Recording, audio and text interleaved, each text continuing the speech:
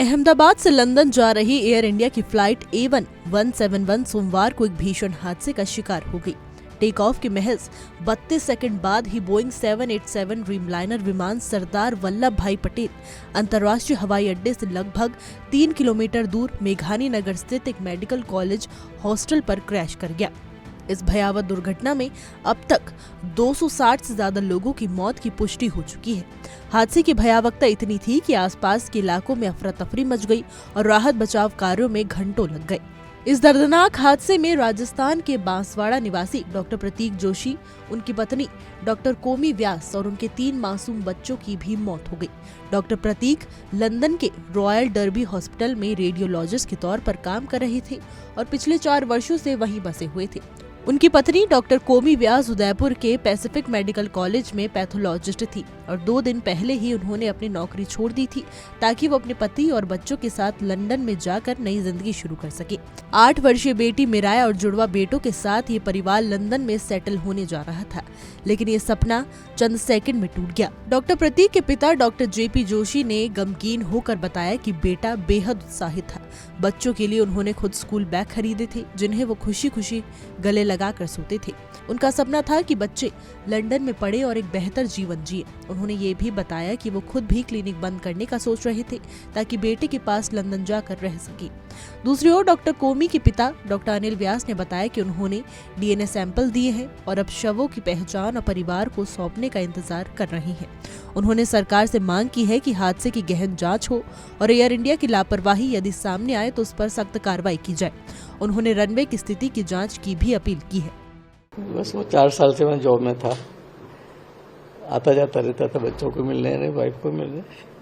उसकी wife Udaipur Pacific में job करती थी, पैथोलॉजिस्ट थी।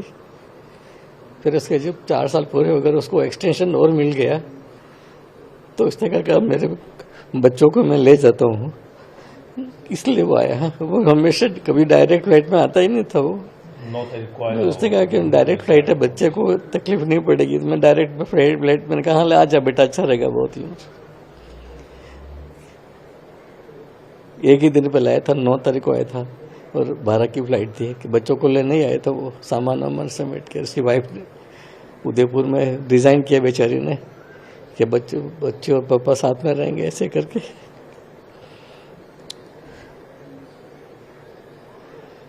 बस फिर वो बेचारी ने 2 दिन पहले ही रिजाइन किया, मेरी बहू ने।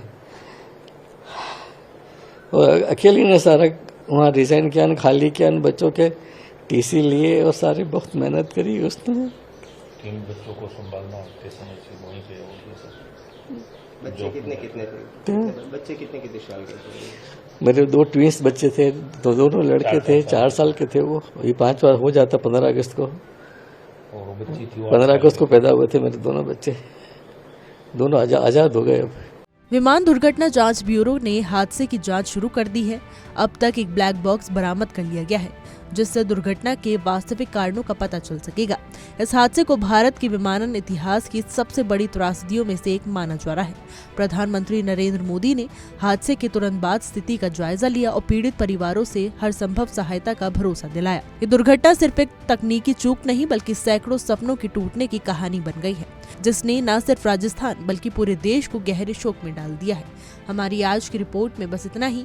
कैसा लगा आपको हमारा ये वीडियो, कमेंट करके जरूर बताइएगा।